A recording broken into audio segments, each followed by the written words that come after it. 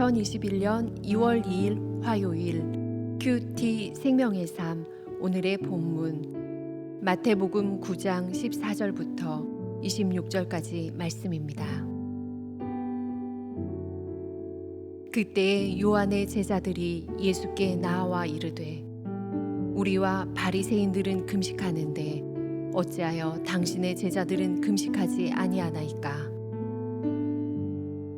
예수께서 그들에게 이르시되 혼인집 손님들이 신랑과 함께 있을 동안에 슬퍼할 수 있느냐? 그러나 신랑을 빼앗길 날이 이르리니 그때에는 금식할 것이니라. 생배 조각을 낡은 옷에 붙이는 자가 없나니 이는 기운 것이 그 옷을 당기어 헤어짐이 더하게 됨이요 새 포도주를 낡은 가죽 부대에 넣지 아니하나니 그렇게 하면 부대가 터져 포도주도 쏟아지고 부대도 버리게 됨이라. 새 포도주는 새 부대에 넣어야 둘이 다 보존되느니라.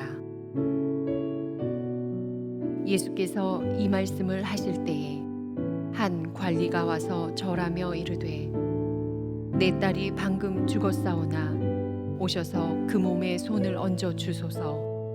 그러면 살아나겠나이다 하니 예수께서 일어나 따라가심에 제자들도 가더니 12해 동안이나 혈루증으로 앓는 여자가 예수의 뒤로 와서 그 겉옷 가를 만지니 이는 제 마음에 그 겉옷만 만져도 구원을 받겠다 함이라.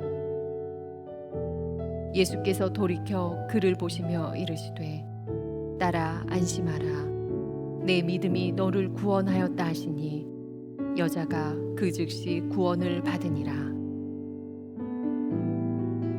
예수께서 그 관리의 집에 가사 피리 부는 자들과 떠드는 무리를 보시고 이르시되 물러가라 이 소녀가 죽은 것이 아니라 잔다 하시니 그들이 비웃더라. 무리를 내보낸 후에 예수께서 들어가사 소녀의 손을 잡으심에 일어나는지라. 그 소문이 그 온 땅에 퍼지더라. 아멘.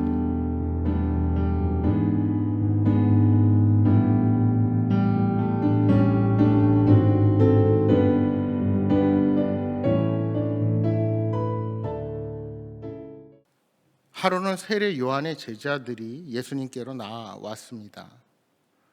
그들은 예수님도 자기 스승에게 세례를 받았으니 당연히 같은 전통과 목표를 가져야 한다고 생각했습니다. 세례 요한은 구약 시대로부터 내려오는 금식의 전통을 중요하게 여겼습니다. 특히 이 당시 세례 요한은 헤롯을 비난한 일로 투옥되어 있는 상태였기에 제자들은 스승의 석방을 바라며 더욱 금식하며 기도하는 중이었습니다. 하지만 예수님과 제자들은 정해진 금식일에 금식하지 않았습니다. 더구나 예수님은 금식하는 날에도 사람들과 어울려 즐겨 음식 먹는 것을 볼 수가 있었습니다. 이것을 이상히 여긴 세례 요한의 제자들이 예수님께 묻는 것입니다. 왜 선생님의 제자들은 금식하지 않는 것입니까? 그때 우리 예수님께서 하신 말씀이 무엇입니까? 결혼식에 온 신랑의 친구들이 신랑과 함께 있으면서 어떻게 슬퍼할 수 있느냐는 것입니다. 하지만 이제 곧 신랑을 빼앗길 날이 올 터인데 그때가 되면 그들도 금식할 것이다 하고 말씀하십니다. 여기서 신랑은 예수님 자신을, 신랑의 친구들은 제자들을 비유하는 말이라 할 수 있습니다. 그러니까 제자들과 함께하는 지금 이 순간을 혼인잔치에 비유하고 계신 것입니다. 그리고 신랑을 빼앗길 날, 즉 예수님께서 십자가의 길을 가실 때 얼마든지 금식할 수 있다는 것입니다. 계속해서 예수님은 두 가지 비유를 더 들어 설명하십니다. 생배 조각에 낡은 옷을 붙이는 자가 없다는 것입니다. 왜냐하면 생배 조각이 수축하면서 낡은 천을 잡아당겨서 옷이 찢어지기 때문이라는 것입니다. 또한 새 포도주도 낡은 가죽 부대 안에 넣지 않는데 그것은 새 포도주가 발효되면서 낡은 부대가 팽창하여 결국 터지기 때문이라는 것입니다.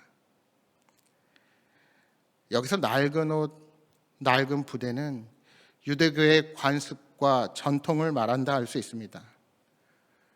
그리고 새 포도주는 천국 복음을 가리키는 말입니다.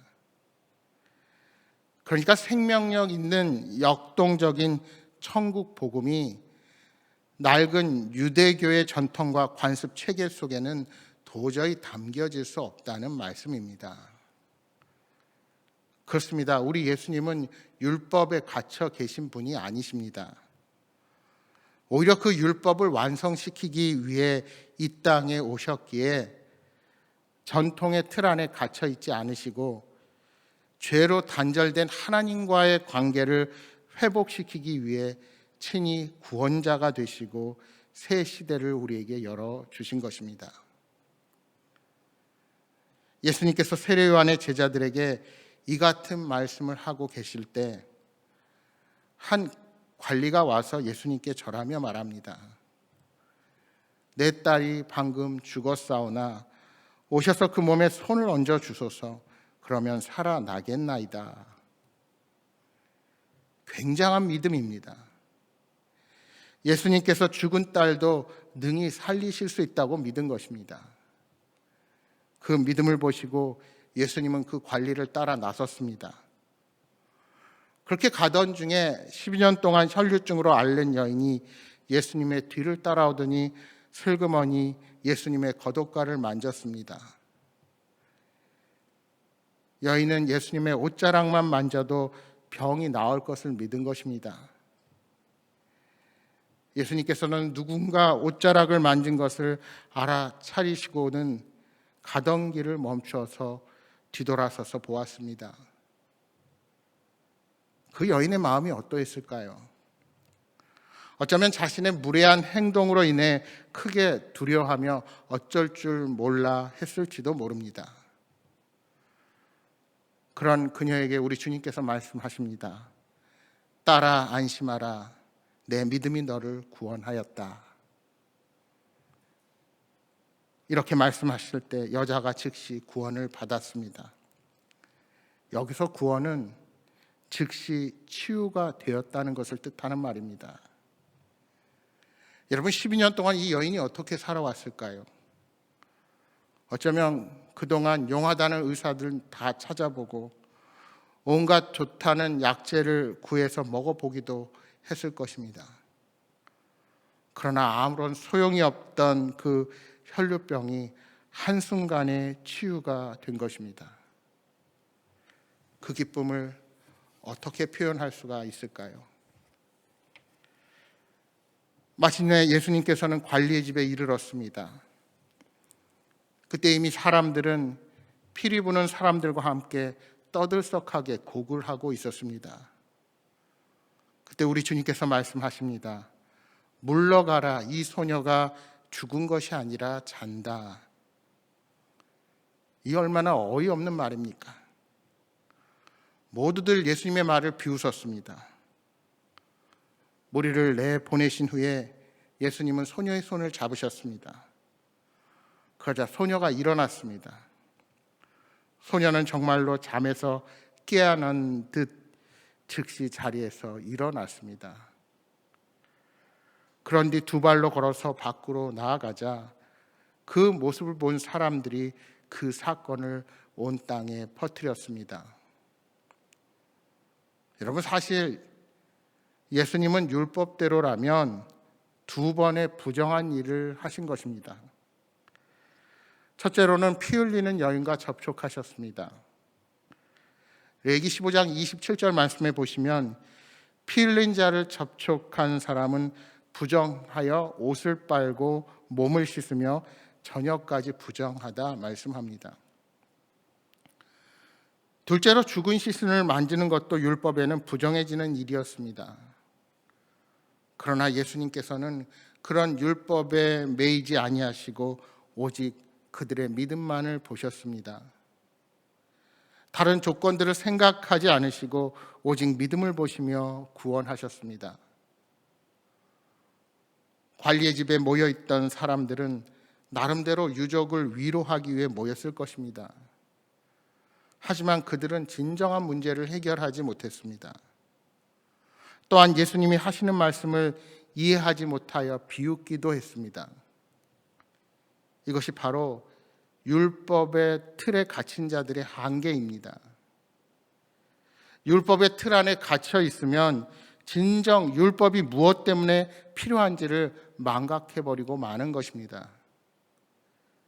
그래서 참 생명을 주러 오신 예수님을 알아보지 못한 것입니다. 여러분, 혈루증을 앓은 여인과 접촉해도 시신에 손을 대도 예수님은 부정하게 되지 않으셨습니다. 왜요? 그분은 부정한 자들을 회복시키시고 오히려 거룩함의 옷을 입혀주시는 분이시기 때문입니다. 오히려 우리 주님의 거룩함이 그들에게 전달되어 병든 자가 치유받고 죽은 자가 살아나는 역사가 일어나게 된 것입니다.